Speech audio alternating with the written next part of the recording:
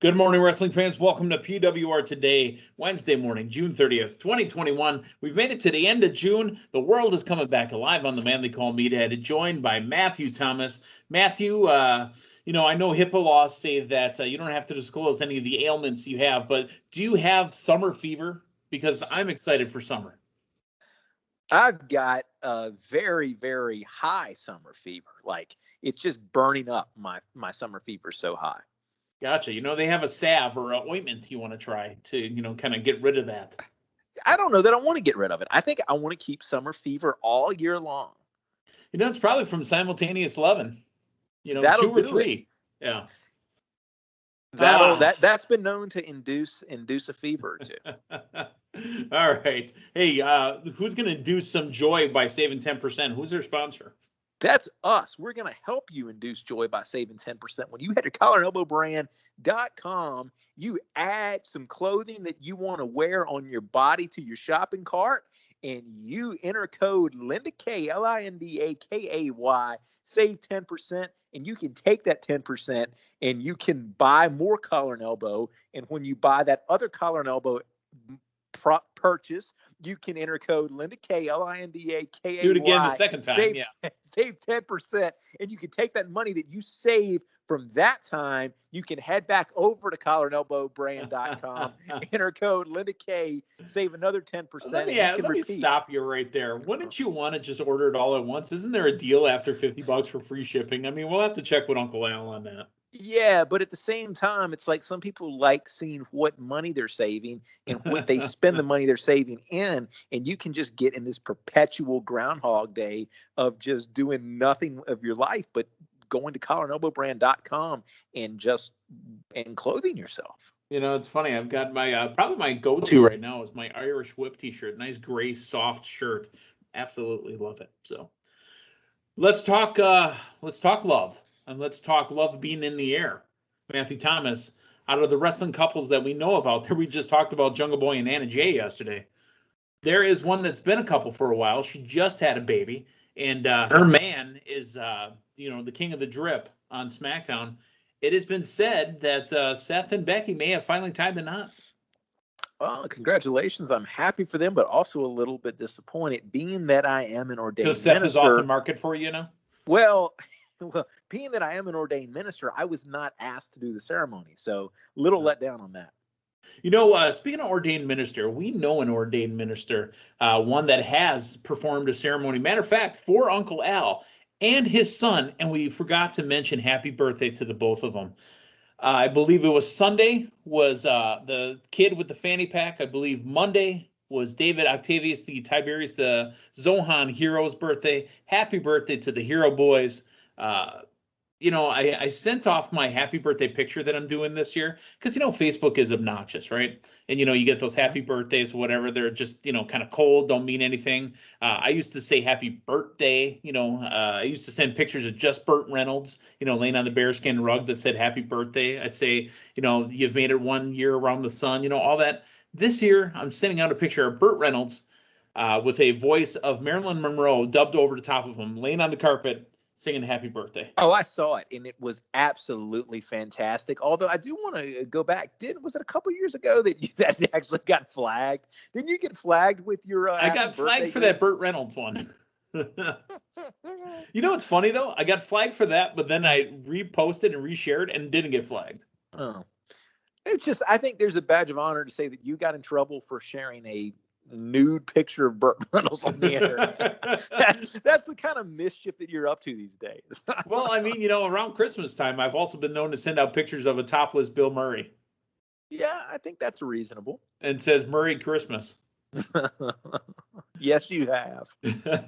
So, happy birthday to the Hero Boys. I'd like to let Dave also know that Dave is now, for the next 4 weeks, older than I am. Yeah, you're fastly approaching, though, aren't you? My castle days around the corner. Let's talk wrestling again, and let's talk about Drake Weurtz. Do you know who Drake Weurtz is? We're not talking about Drake Maverick, are we? I know Drake. No, we're not talking about Drake Maverick, but the same brand, because Drake Weurtz has worked NXT. See what I did there? Drake Weurtz is implying that he was fired from WWE due to him refusing to get vaccinated. This is all speculation. There is no proof. He's never even actually accused WWE by name. However, he claimed that his previous employer discriminated against employees and they violated basic human rights. There are holes in this story because there are absolutely some people still working in WWE that have opted not to get vaccinated. I think there's other things going on, but to be completely honest, HIPAA laws prohibit companies from making their employees or making people disclose any medical issues that they choose not to disclose. That is private matter. And if this is true, which again, all speculation, he didn't even name WWE, but all speculation, if this is true, it's a huge lawsuit. Here's my interpretation, is that this is taken out of context because he's talking about the employer that he got a job with after he left WWE. So there's a possibility that this is actually not WWE, and it's the the next job that Drake picked up. So I think that's exactly right, like Conan when he got kicked off of the Tonight Show when he was working at Burger King. Yeah. I mean, and I don't know if he's at Burger King or where he's at currently or where he was at for a little while. But I think in the weeks and the months ahead, we're probably going to learn a little bit more. Another story to go along with Drake Weurtz is that he met up with Joey Janela, the bad boy Joey Janela from AEW, and apparently they got kicked out of a Seminole County, Florida school board meeting because they were talking, they had vaccination beliefs. So Joey Janela was there? Joey Janela and Drake Weurtz. Interesting. I am not aware of that story. Joey Janela showed up at a Seminole County school board meeting in Florida and was kicked out after trolling the officials in attendance. Janela went up to meet with the released WWE referee Drake Weurtz, who has advocated against masks and promoted conspiracy theories related to, how do you pronounce that group that attacked the White House? QAnon? QAnon, whatever. Janela, who was obviously there to have some fun, tweeted, "I was kicked out within 5 minutes for yelling at a doctor or something. He was a liar." Yeah, wow, Janela can be heard in this video that's out there. Wertz's speech can be heard at the 144 mark. In his speech, Wertz continued to push that children should not be forced to wear masks, and he stood firm against vaccinations. Now, some of what he said in his speech is what he said over the past year when he was in WWE, and it obviously got him a lot of heat. And he believes, that his standing up and his being a WWE official, on screen, but a WWE employee off screen, is what got him released. When you were the boy they call Meathead, were professional wrestling talents coming? Do you want to know when Meathead was born? Ron was 25 when he became Meathead. All right. See, I like this alternative universe where there's a boy. There's the boy they call Meathead. This extra universe where Loki's a girl, that kind of thing. Were you ever asking your parents like, "Hey, let's go to the school board meeting. I want to see if some of my favorite professional wrestling talent turns up there, Mom." I mean, especially like Matthew Thomas Morgan, Yes. We discussed that. I was going to say, folks that don't know, Matt Morgan, former Impact Wrestling star and politician, I believe, down in Florida. I forgot what I think he's a councilman or something. His middle name is Thomas. It's Matthew Thomas Morgan. Exactly, and I'll tell you, man, I think he should have just run with that. I think that should have been the wrestling moniker. No need to drop the middle name. Just go Matthew Thomas Morgan. And I'm telling you, man, it's got a ring to it, doesn't it? It does. It does. Let's talk about what went on last night on NXT. A title match that was not announced ended up being the main event, but let's run through first. Opening the show, the number one contenders triple threat for the Women's Tag Team Championship. Ember Moon and Shotzi Blackheart. Io Shirai and Zoe Stark, Dakota Kai, and the NXT Women's Champion, Raquel Gonzalez. I want to mention this first before we get into how the match finished and what happened in the match. My girls were completely into this, and they said, "Who do you want, Daddy?"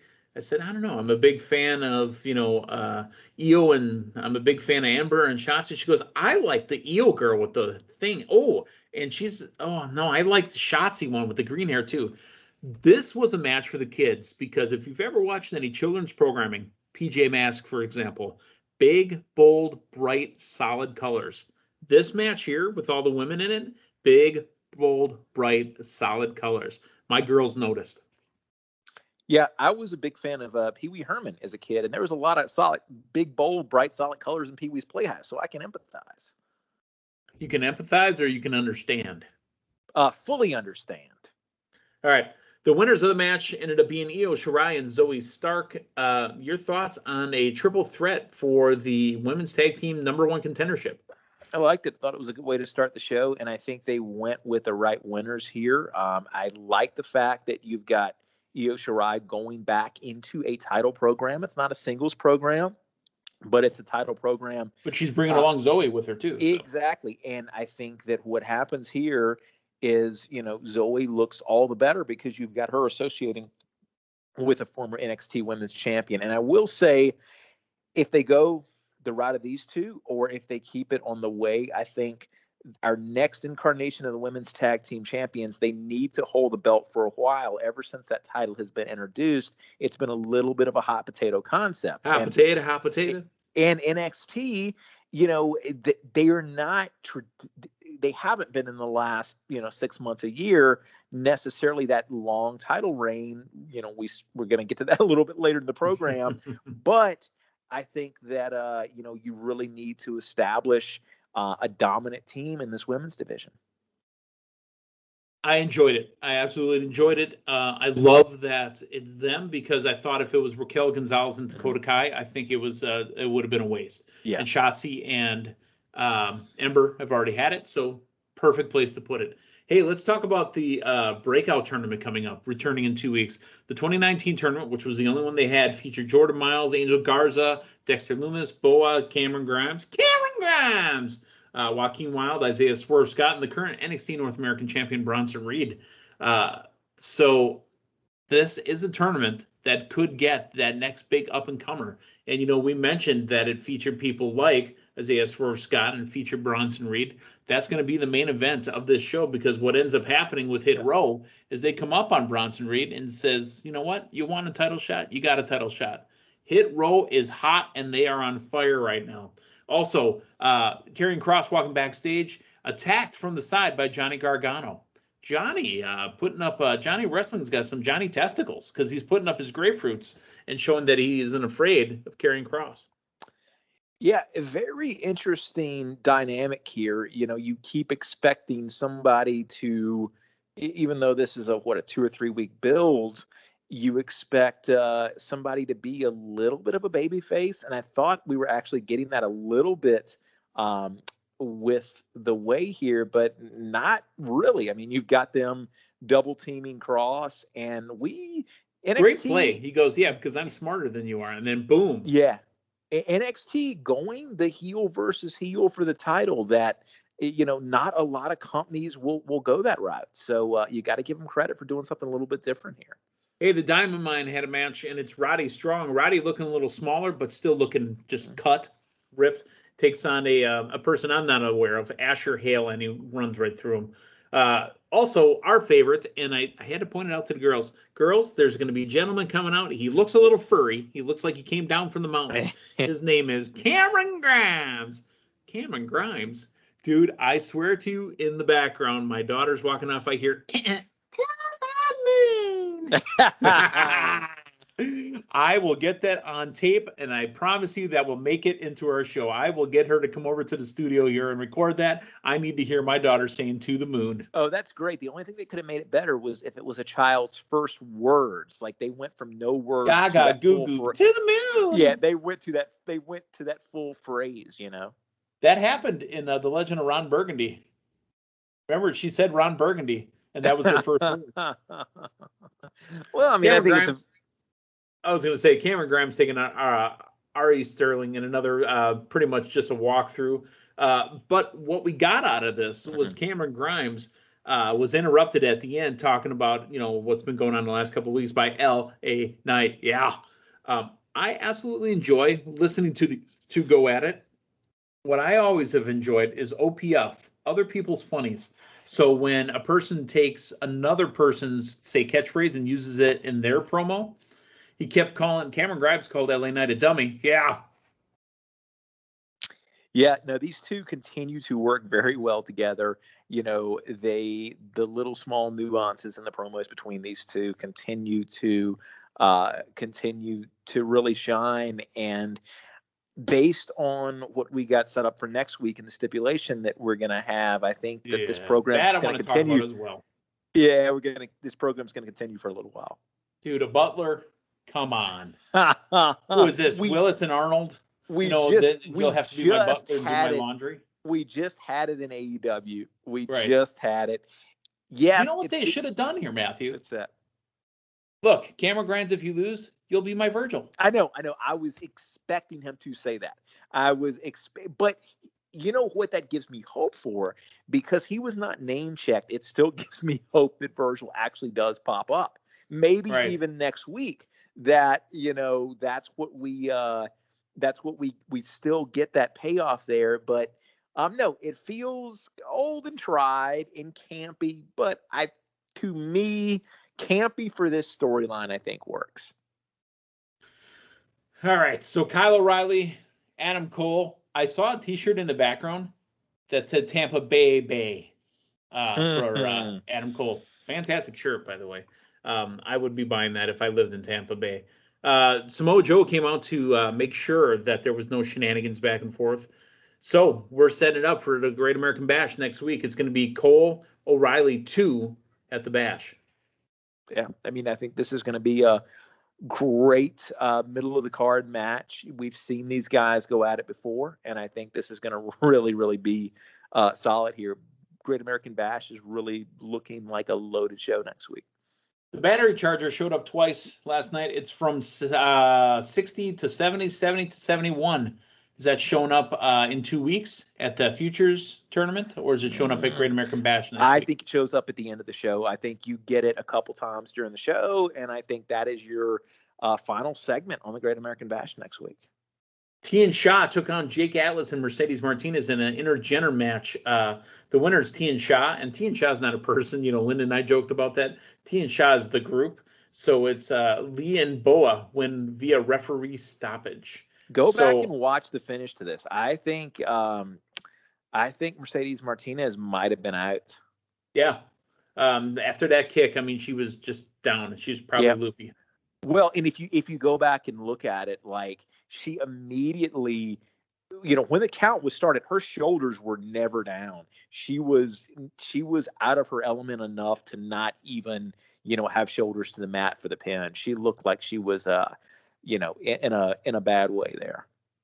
The charger also went up from 80 to 81. So again, it's still climbing. Grandpa Ciampa and Toothless Timmy are going to take on MSK next week at the Great American Bash.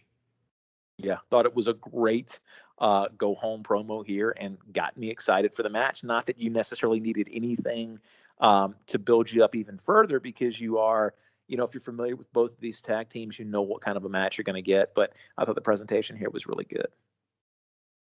Yeah, Cross and Scarlett getting into the car. Cameraman approaches. Austin Theory attacks, but Cross dropped him. Gargano attacked from behind and beat Cross down, then slams the door on him. And Gargano says, anytime, any place, because Cross isn't on his level. Johnny Testicles, again, is the big boy on campus.